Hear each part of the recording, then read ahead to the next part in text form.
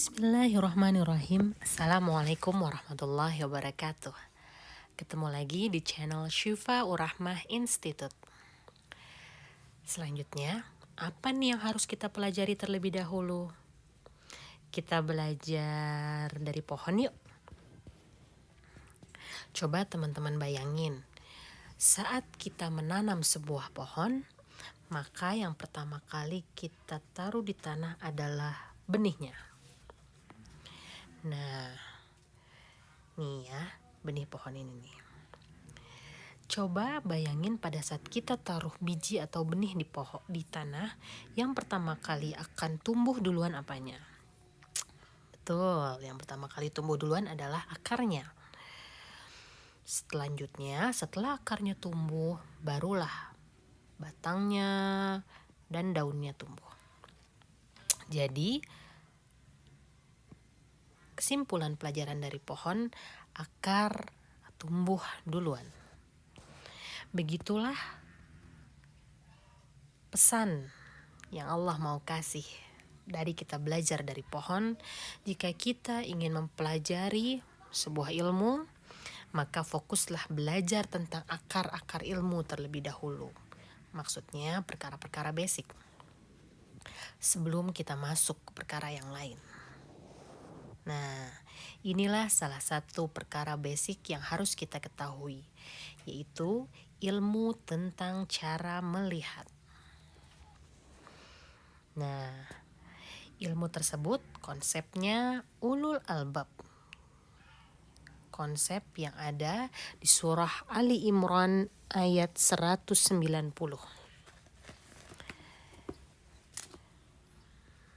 Berikut ayatnya.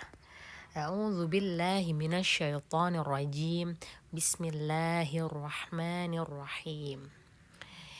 Inna fi khalqis samawati wal ard. Sesungguhnya dalam penciptaan langit dan bumi, waqtilafil laili wan nahar, dan pergantian malam dan siang, la ayatil li ulil albab, terdapat tanda-tanda kebesaran Allah bagi orang-orang yang berakal. Nah, ulul albab ini artinya adalah orang-orang yang berakal. Nah, yang seperti apa orang-orang yang berakal itu? Yaitu alladzina yadhkurunallaha qiyaman wa qu'udan wa 'ala junubihim, yaitu orang-orang yang mengingat Allah sambil berdiri, duduk, atau dalam keadaan berbaring. Wa yatafakkaruna fi khalqis samawati wal ard, dan memikirkan tentang penciptaan langit dan bumi. Seraya berkata, Rabbana ma khalaqta hadza batila, subhanaka faqina azaban nar. Ya Rabb kami, tidaklah Engkau menciptakan semua ini sia-sia. Maha suci Engkau, lindungilah kami dari azab neraka. Nah, teman-teman, dari ayat ini kita belajar konsepnya si akal sehat atau orang yang memiliki akal sehat.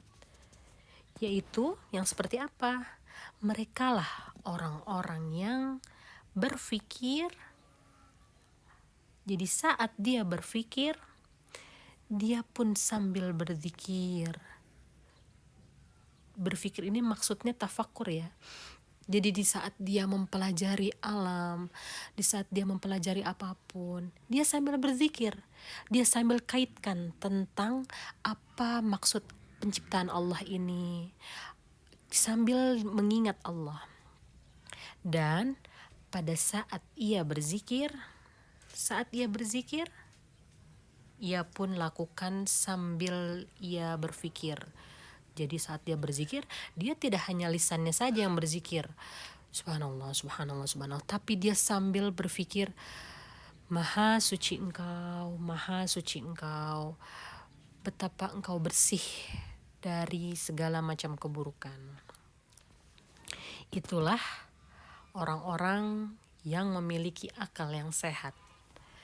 Dan itulah yang menjadi dasar cara kita belajar di sini, yaitu kita belajar mencari hikmah di balik segalanya,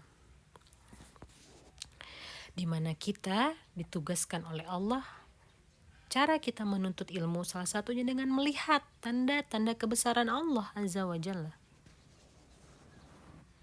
Dan dari kita melihat tanda-tanda kebesaran Allah, maka kita akan mengungkapkan apa-apa saja maksud penciptaan Allah ini buat kita.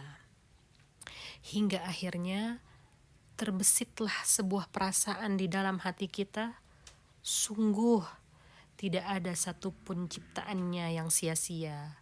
Semuanya ada maksud, semuanya ada maksud, semuanya ada maksudnya. Dan semua betul-betul diciptakan untuk tujuan tertentu.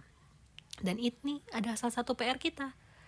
Jadi kita belajar itu bukan hanya sekedar untuk pengetahuan, untuk menambah wawasan, tapi untuk faham kira-kira apa nih maksudnya buat saya, untuk kehidupan saya, termasuk ke dalam penciptaan kamu. Iya, kamu. Saya juga tentunya. Jadi saya ini diciptakan untuk apa? Apa maksud Allah menciptakan seorang Syifaur Rahmah ke dunia? Untuk apa? Apa maksud menciptaan kamu dan siapapun? Nah, selanjutnya setelah kita faham penciptaan alam semesta, setelah kita faham penciptaan diri kita sendiri, nanti kita akan betul-betul memunculkan lagi sebuah perasaan buah dari belajar kita. Apa itu? Yaitu perasaan subhanallah, subhanallah, subhanallah. Mensucikan Allah dari segala jenis keburukan, yang bersih dari kesalahan. Jika ada keburukan yang menghampiri kita, kita yakin itu semua disebabkan oleh kesalahan diri kita sendiri. Dan puncak keinginan kita setelah kita belajar ini, tidak ada yang lebih bonafit atau yang lebih besar dari keinginan kuatnya kita untuk diselamatkan dari api neraka. Seperti halnya yang di ayat ini ya, yang tadi kita lihat nih terakhirnya nih. Di ayat ini. Rabbana ma khalaqta hadza batila subhanaka faqina adzabannar. Ya Rabb kami, tidaklah engkau menciptakan semua ini dengan sia-sia. Maha suci engkau, dan lindungilah kami dari azab neraka. Ini jadi puncak perasaan kita, yaitu mensucikan Allah dari segala keburukan dan minta perlindungan dari azab neraka. Itulah hasil belajar yang kita harapkan di sini. Walaupun kita belajar tentang ilmu pengobatan, namun kita berharap output atau hasil akhirnya adalah kita menginginkan diri diselamatkan dari api neraka. Inilah konsep belajar yang ada di channel ini, di Syifaur Rahmah Institute, yaitu konsep zikir dan tafakkur. Insyaallah semoga channel ini bermanfaat, khususnya untuk saya pribadi, karena di sini pun menjadi salah satu media saya belajar kembali tentang kehidupan, saya menyusunnya kembali. Dan satu hal lagi, sepanjang hidup saya selalu memunculkan pertanyaan-pertanyaan dalam diri saya. Kenapa Allah menciptakan ini? Kenapa Allah menciptakan itu? Sebenarnya apa maksud Allah menciptakan ini? Apa maksud Allah menciptakan itu? Dan semua keingintahuan saya, alhamdulillah Allah arahkan kepada beberapa jenis ilmu yang nantinya akan saya ramu, akan saya kumpulkan, dan semoga semua materi ini bisa jadi bahan atau media kita untuk berzikir dan tafakkur. Karena itulah salah satu tugas kita di dunia, tugas kita hidup. Agar apa?